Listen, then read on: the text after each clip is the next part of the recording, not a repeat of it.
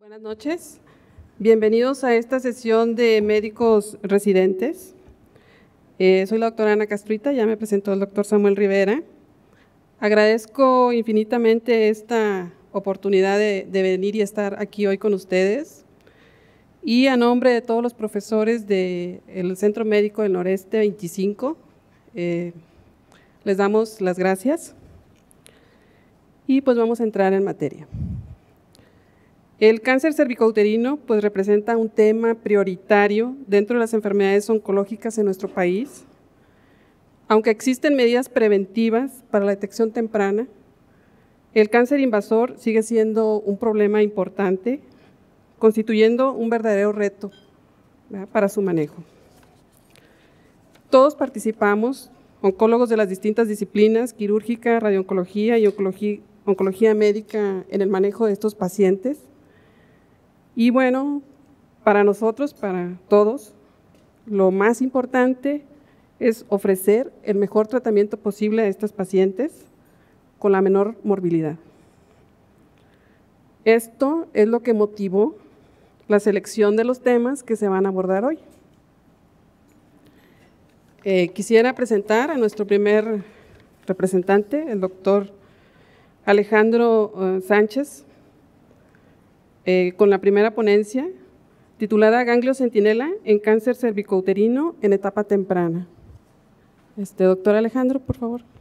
Bien, mi nombre es Alejandro Sánchez Zavala, soy residente de cirugía oncológica del Centro Médico Nacional del Noreste, mejor conocido como la 25, la Unidad Médica de Alta Especialidad número 25.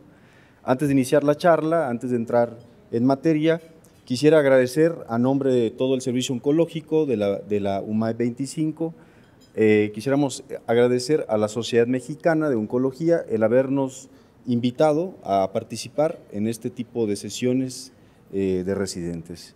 Es para nosotros un placer, estamos emocionados, estamos contentos y bastante agradecidos por la invitación. Iniciamos con esta diapositiva. Pareciera haber una resistencia al cambio respecto al uso de la técnica del ganglio centinela en el CA-CU, en las etapas tempranas, que es donde está indicado o como opción a la realización de la linfadenectomía pélvica y paraórtica. ¿Por qué pareciera hubiera una resistencia? Porque se ha demostrado, vamos a ver en diferentes estudios, que es un procedimiento seguro, con muy altas tasas de sensibilidad, de valores predictivos negativos, muy bajas tasas de falsos negativos, y pareciera que esto va muy ralentizado. Vemos que es una técnica que se ocupa para otras patologías, melanoma, vulva, mama, como métodos estandarizados, y esto pareciera ir un poco lento en la cuestión del cáncer cervicouterino. Estos son los tópicos o el índice a tratar. Breve y rápidamente hablaremos de generalidades y posteriormente entraremos a analizar ciertos puntos, las técnicas de aplicación, imágenes preoperatorias, evaluar trazadores, la evaluación histopatológica, los abordajes quirúrgicos y finalmente de los estudios más homogéneos, las tasas de sensibilidad y detección con el uso de la técnica. Por definición, el ganglio centinela es el primer relevo ganglionar que recibe el drenaje de un tumor primario con el mayor riesgo de albergar metástasis. El objetivo de la técnica es identificar la presencia o la ausencia de las metástasis en los ganglios linfáticos y así evitar las posibles complicaciones o la morbilidad que se genera o que puede traer consigo la linfadenectomía pélvica y paraórtica. ¿Cuál es esta posible morbilidad asociada? Intraoperatoriamente, mayor pérdida hemática, mayores tiempos quirúrgicos, lesiones nerviosas, lesiones vasculares, intestinales, vesicales, ureterales y posoperatorias, y no menos importantes, tal vez más, linfoceles que se pueden ver hasta en el 20% de los pacientes llevados a linfadenectomía, linfedema, que se ve en un 10 a 15%, hematomas, infecciones de heridas, tromboembolismo venoso, etcétera.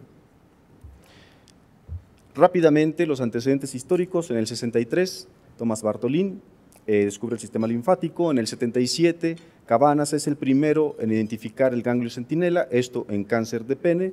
Posteriormente, Morton realiza ganglio centinela o aplica ya el azul de isosulfan en el 92, y en el 93 Thomson es el primero en utilizar radioisótopos. Los registros del uso de la técnica en CACU data de finales de los 90, en el 99, posteriormente 2000, 2001, los doctores O'Boyle, Levenbach son los iniciadores o reportan series arriba ya de 20 pacientes con el uso de esto. La epidemiología, pues a nivel mundial, el CACU continúa siendo la cuarta o de las neoplasias más frecuentes, la cuarta, esto con cifras de Globocan 2012, la séptima de manera general, con un índice de 528,000 nuevos casos para el mismo año, que suma 266,000 muertes en 2012.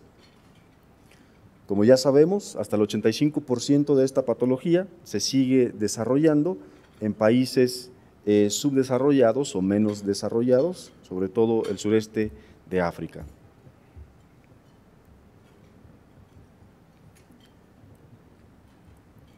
Y las gráficas pueden mostrar los índices y la mortalidad. En México, solo después del cáncer de mama, el cáncer cervicuterino viene. La incidencia para el 2012, 13,960 casos, con mortalidades de 4,769, cifras del INCAN, 600 casos por año, de los cuales el 67% se siguen viendo en etapas tardías, por lo que deja, y registros, por ejemplo, de nosotros en Nuevo León, el 25 al 30% solamente se detecta en las etapas tempranas.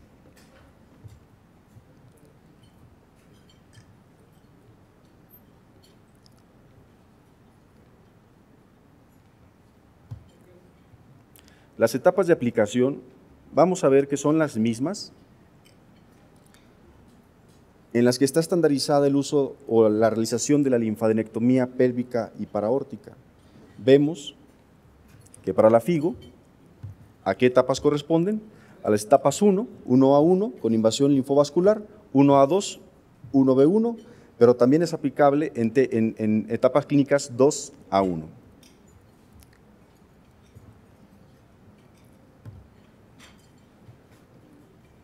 Y en esta tabla podemos apreciar el porcentaje o el índice de metástasis en base a cada una de las etapas clínicas tempranas. Para la 1A1 con invasión linfovascular hasta en un 4%, el índice de metástasis pélvica y paraórtica prácticamente de 0, y vemos en el 1B se va a un 15-16% y donde se muestra ya un 2,2% de metástasis paraórticas.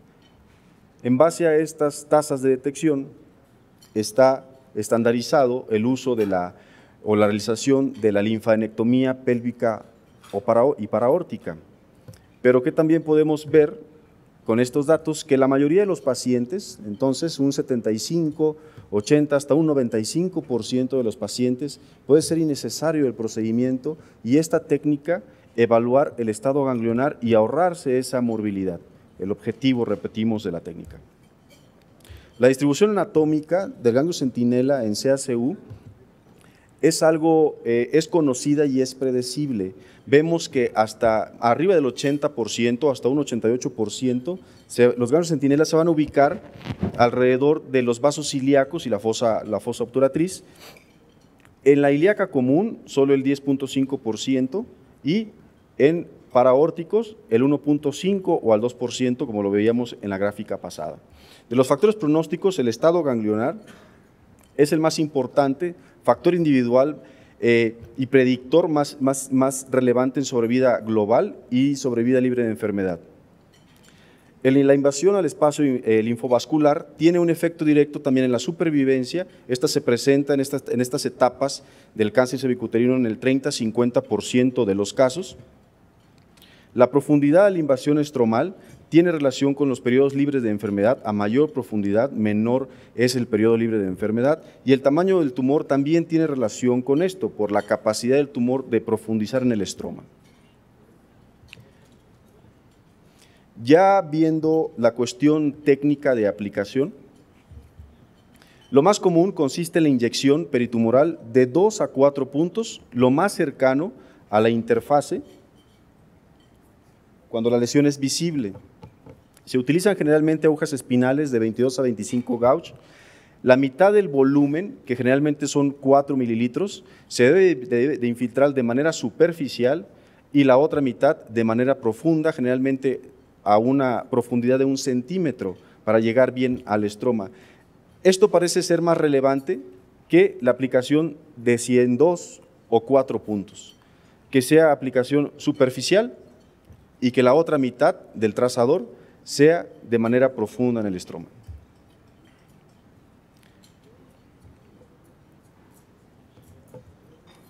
Este video muestra rápidamente cómo se aplica, o la aplicación del trazador, solamente en 2 puntos, allí aplicando 1 centímetro de manera superficial, en horario de I de las 3. Posteriormente, la aplicación profunda.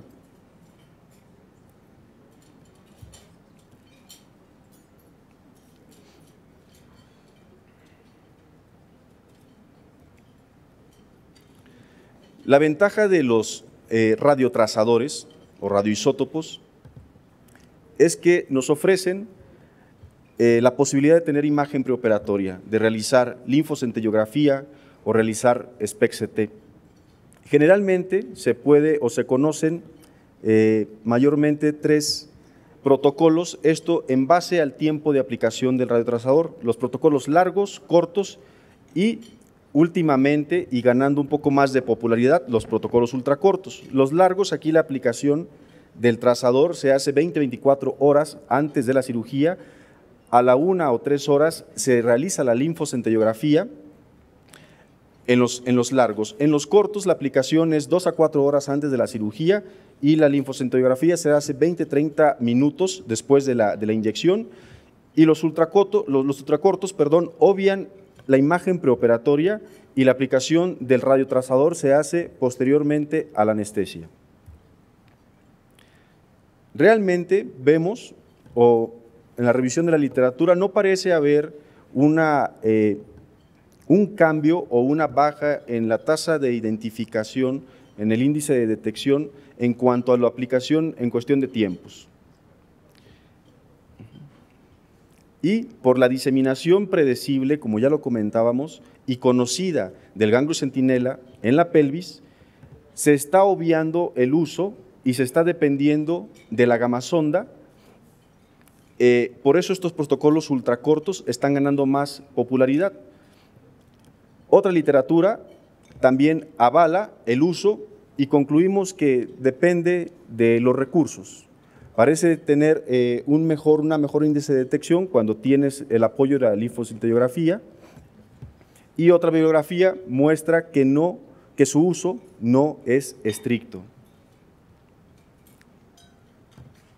Comparando en este artículo el SPECT-CT con la linfocentellografía plana, es una revisión sistemática y un metaanálisis donde incluyeron 8 estudios, apoyan más o hay un mayor índice de detección con el SPECT-CT, hasta de un 98.6%, con unos buenos índices de confianza en el estudio, y la linfocentellografía en el 85.3%. Pero analizando las tablas, al parecer no hay una significancia, y las 2 técnicas muestran buena detección, la misma detección en cuestión de bilateralidad, y también sirven o tienen la misma capacidad para detectar en cantidad los ganglios. Con esto concluimos que en pacientes con cáncer cervicouterino, el SPECT-CT parece proporcionar mayores índices de detección. Las imágenes, eso sí es una ventaja, el SPECT-CT ofrece mejor calidad de imagen y esto ayuda a mejorar la precisión en cuanto a la localización anatómica. lo repetimos, en relación a la detección bilateral o la capacidad de detección bilateral y a la capacidad del número de ganglios detectados, no hay una diferencia.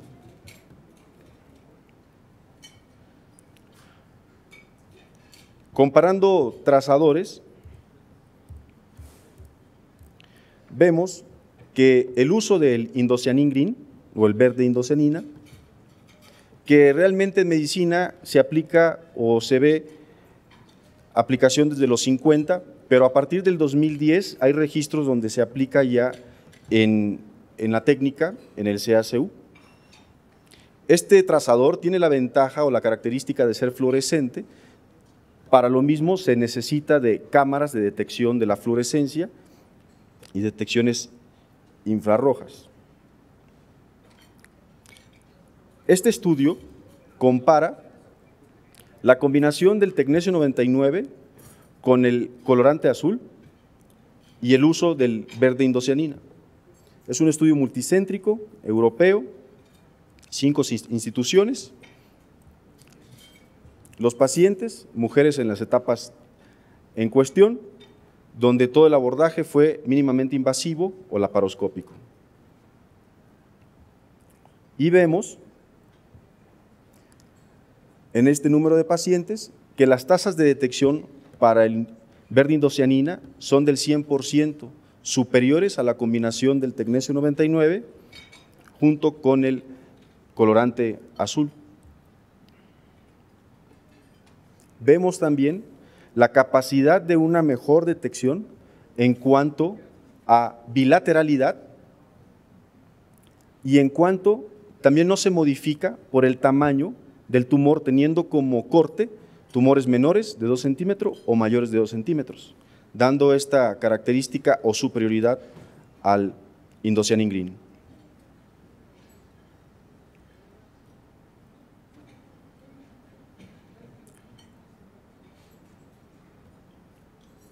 Concluimos con esto. Se demuestra en el estudio el impacto en el mapeo linfático con este trazador. Aparte, tiene la capacidad de ofrecer imagen en tiempo real, a diferencia de los otros marcadores. ¿Algo malo? No hay en México. Estamos hablando de la detección bilateral. Y en el 2011, el Sloan Kettering Center de Nueva York hace esta publicación con el objetivo o desarrolla un algoritmo con el objetivo de reducir las tasas de falsos negativos. Propone este algoritmo que la escisión de todos los ganglios centinela marcados, que se realice ultraestadificación como evaluación histopatológica, no solo los métodos de rutina con cortes congelados, hematoxilina, iosina, impronta, que los ganglios sospechosos deben de resecarse independientemente si marcaron o si se marcaron o no. Si no se encuentra el marcaje en un lado, en una hemipelvis, en ese lado se realice linfadenectomía, pero que no se haga bilateral, solo en el lado que no marca.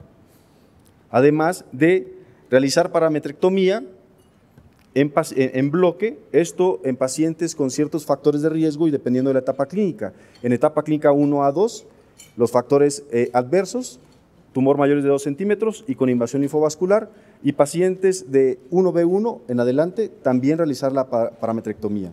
Esto por ver que, en el parametrio, si bien el índice es muy bajo, se llegan a detectar ganglios centinelas en esta ubicación.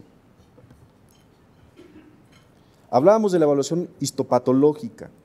¿Por qué es importante? Este artículo del 2013 de la República Checa nos hace ver que la evaluación con métodos ordinarios, solo con cortes congelados, citología e impronta, cortes no finos, las tinciones solo con hematoxilina y iosina, dejan pasar mucho o dejan de detectar ganglios con metástasis. Y este estudio hace esa evaluación.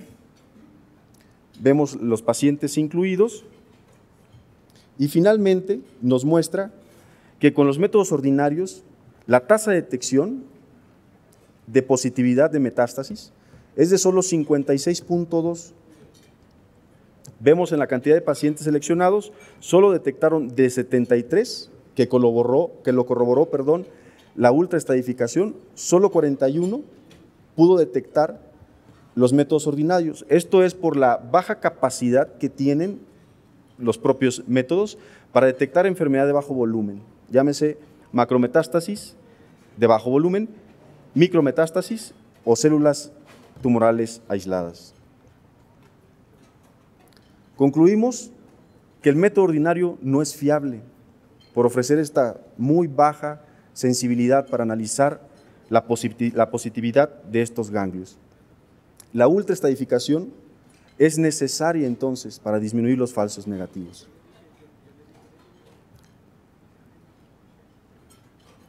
Respecto a los abordajes quirúrgicos, en este estudio, una revisión sistemática y metaanálisis, se evalúan las 3 técnicas de abordaje: abierto, laparoscópico y asistido por robot, viendo realmente índices de detección muy similares, con buenas o con mismas tasas también de sensibilidad.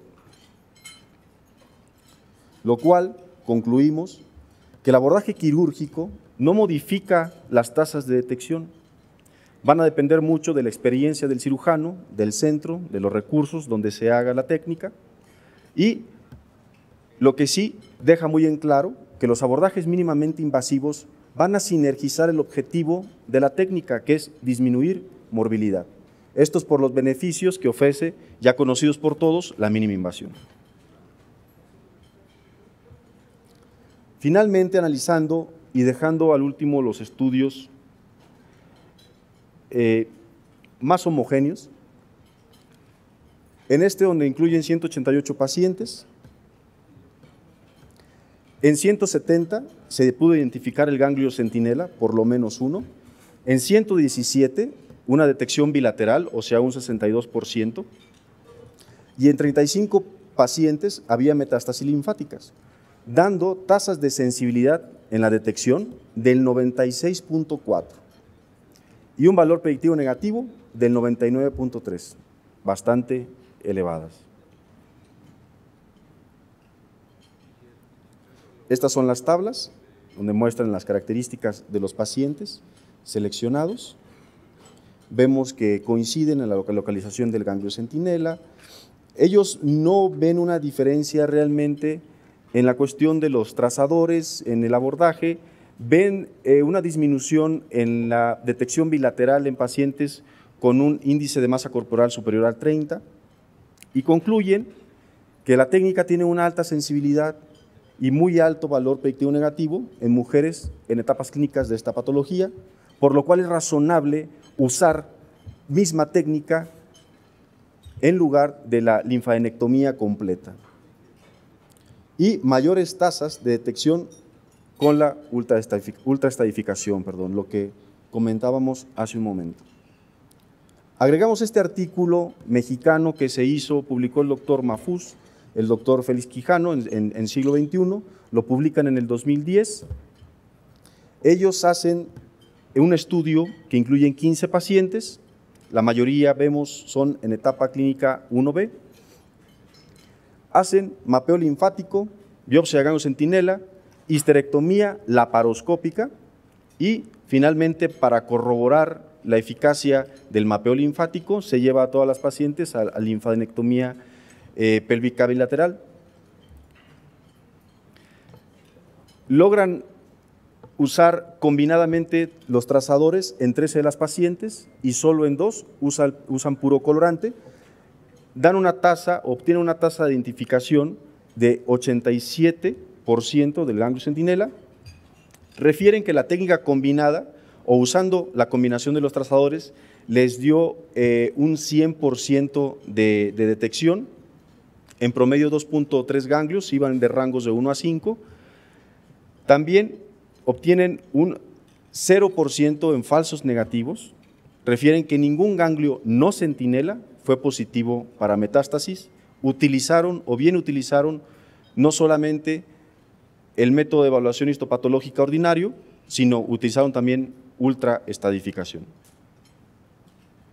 Estas son las tablas de esta literatura donde se ven las características, la mayor parte, pacientes en etapas clínicas 1B1, en 13 de los pacientes, la combinación de trazadores, solamente fue positivo uno de los 15 pacientes y fue detectado. Se concluye que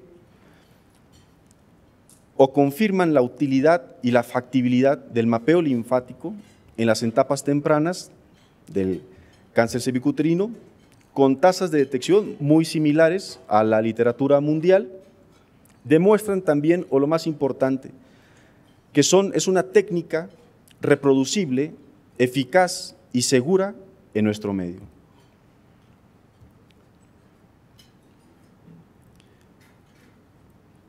Estos estudios franceses, el CENTICOL 1, que se publica en el 2011, el objetivo principal era evaluar la sensibilidad y el valor predictivo negativo de la biopsia de ganglio centinela en estas pacientes. Ellos incluyen 139 pacientes, es el estudio que encontramos más homogéneo, con menos sesgo.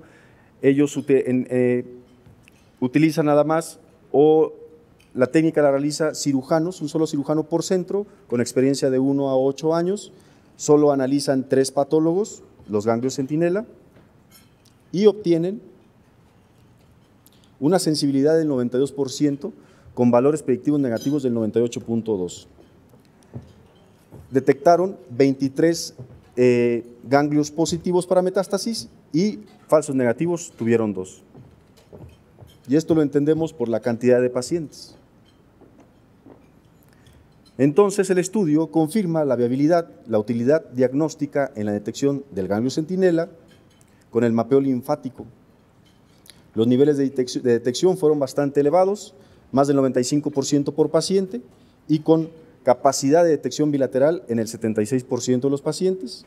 Factores que influyen en los buenos números: la selección de tumores pequeños, experiencia de los cirujanos. Ellos sí utilizaron linfocentrografía como imagen o como estudio preoperatorio, y la combinación de 2 trazadores, o tecnesio 99 con colorante.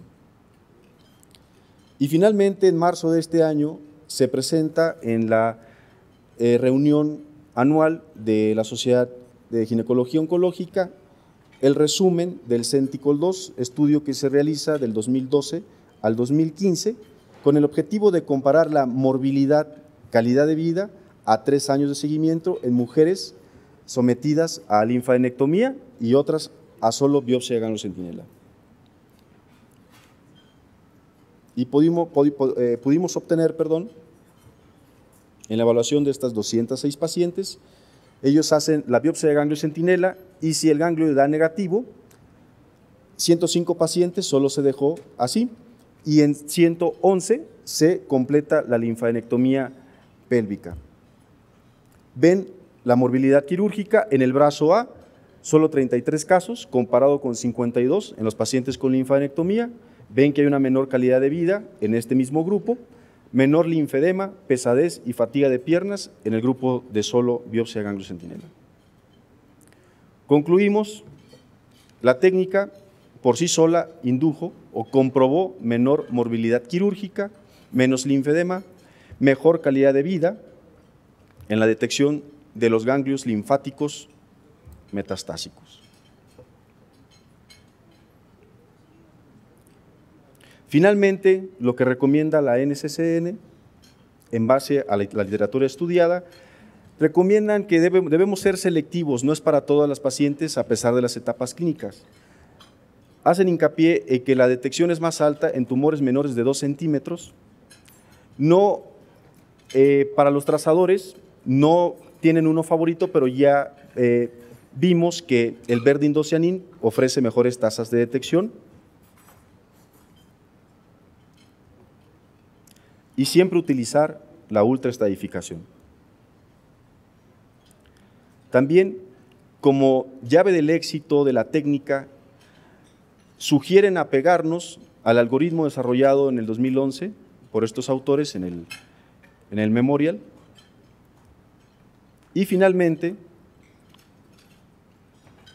nos recomiendan o consideran el uso de la técnica en las mismas pacientes en donde se tiene la indicación de hacer una linfadenectomía pélvica y paraórtica. Ya sea esto,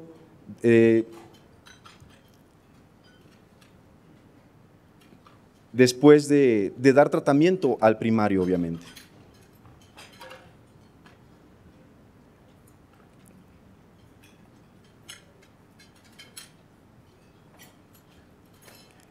De ser una recomendación grado B, últimamente pasa a ser grado A, pero continúa sin ser una técnica estandarizada.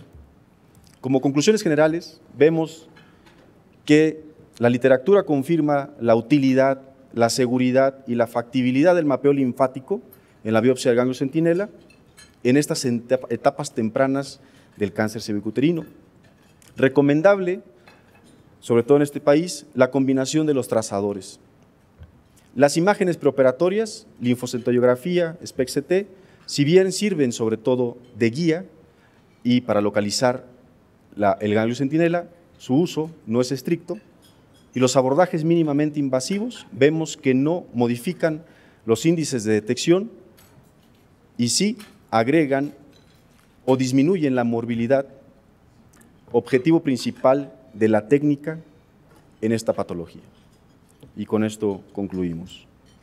Vamos a dar pie a las preguntas. La primera, ¿qué porcentaje de morbilidad podríamos disminuir con esta técnica en esta patología?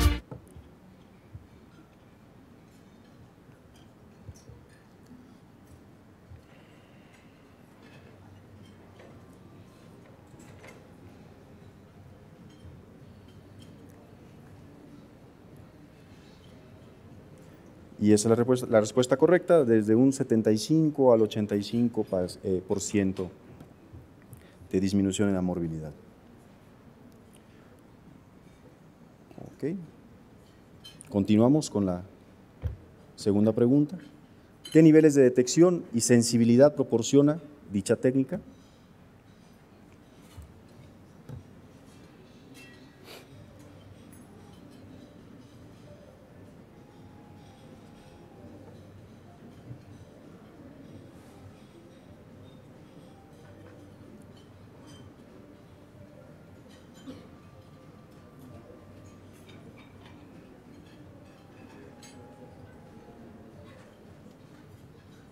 Exacto. Muy bien, mayores al 90%. Sencillo, ¿no? Seguimos con la tercera, por favor. ¿Qué factores pueden disminuir la efectividad de la técnica?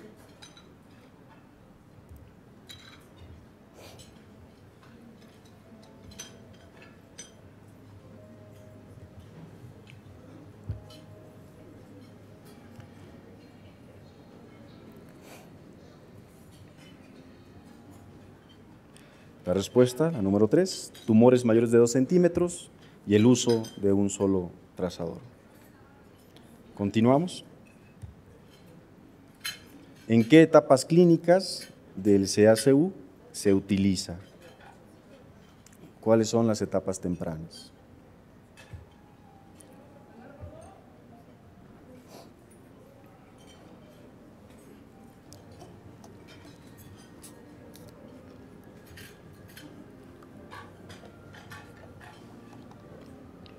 Parece bastante claro para la mayoría. La número 2. Y finalmente, no, esta no es de esta presentación.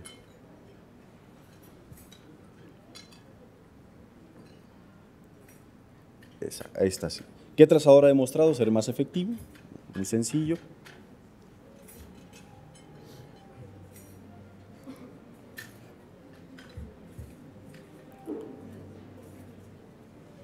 Exacto.